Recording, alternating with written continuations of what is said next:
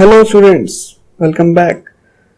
So this is our second lecture, and in this lecture we are going to see what are variables and what are data types. So variables are used to store data, any of the data you want. For example, here my num is a variable. My num is the name of the variable. You can give any name to the variable, any suitable name according to the condition. Okay, so and 5 is the data, and if I want to store 5 inside my num, so I have to use this operator. This is called assignment operator. This means that whatever is on the right side of the assignment operator, it will be stored inside this my num.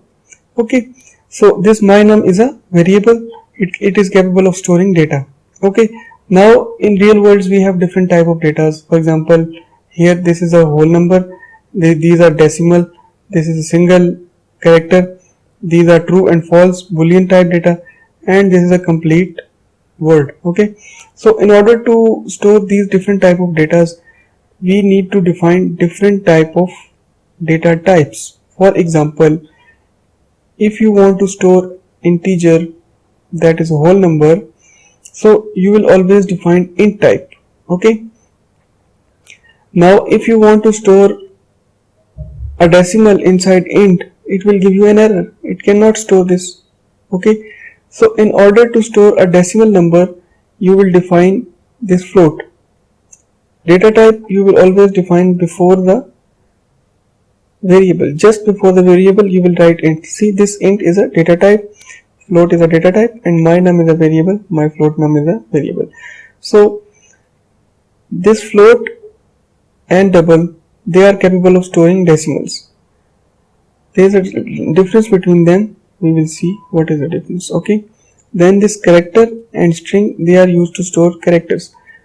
This character can store only store a single character, that is a single letter, and my string, it is capable of storing words. Okay, and bool is a data type that store only two conditions, either true or false. Okay, here you can see that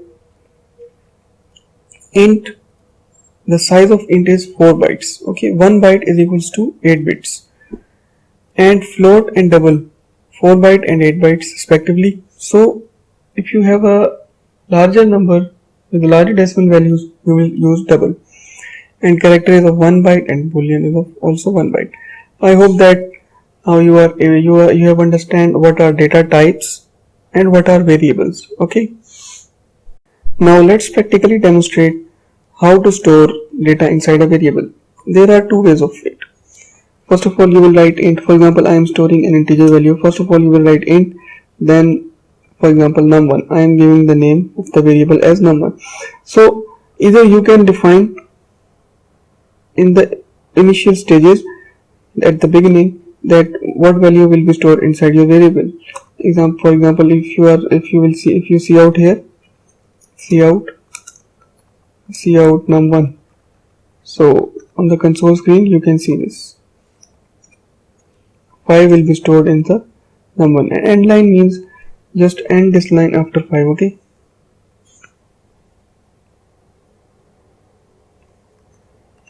saving it.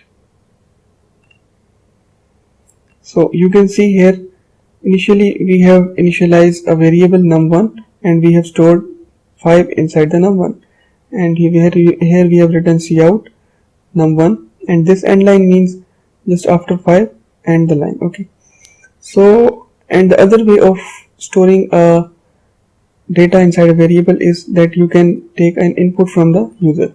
So you can simply write here cout, you can print a message here, enter number.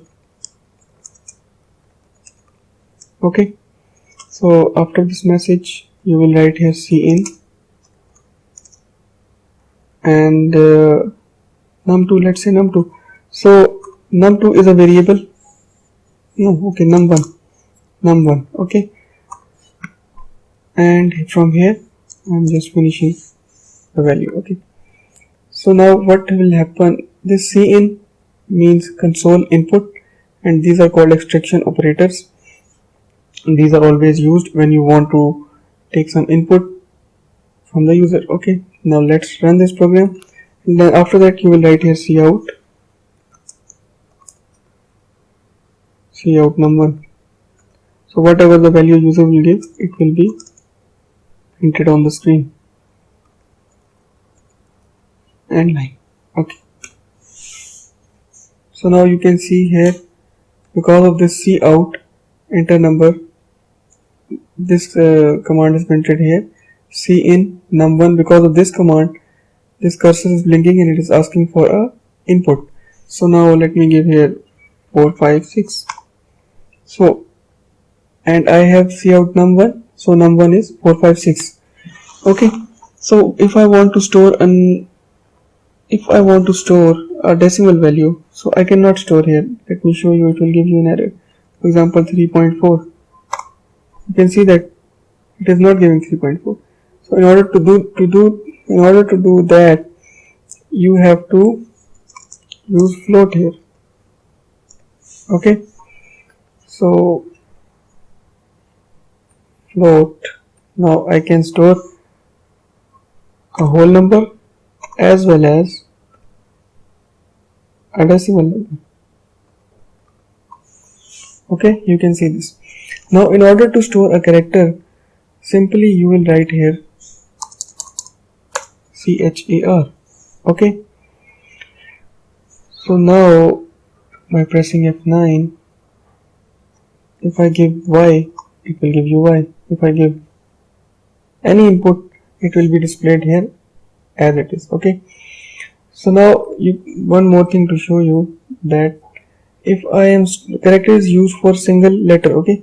If I am storing here more than one, so it will not give the output. You can see this, it is only giving the first H. Okay.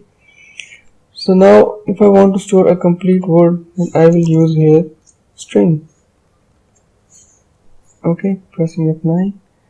So for example, I am writing here good. So you can see that good is displayed here. So this is a demonstration that how you can store data inside the variables, and I hope so that you now completely understand what are variables. Now if you want to store here inside num1, so what you will do, you will use double quotation mark in order to store a name here. For example, I'm writing good. So then you will remove this command. Now see, we have written cout num1, so whatever is in num1, it will be displayed here. And if I am writing it without quotation mark, you can see it will not be printed. See, it is giving errors. Okay. Now if I want to store something in a character, then I have to use single quotation mark, which is single, and a single word. F9. So you can see this G is printed here. Okay. So that's all for today.